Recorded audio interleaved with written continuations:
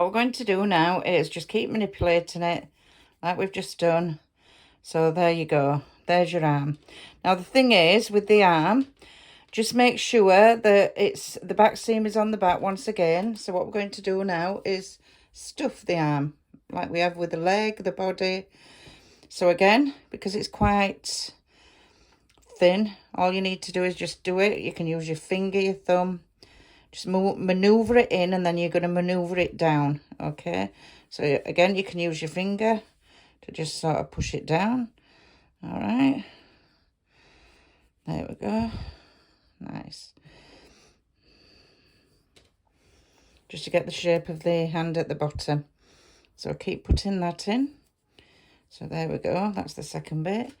And then just remember what we said about the stuffing. Keep unclumping the stuffing. All right, so, oh, that's doing nice, look.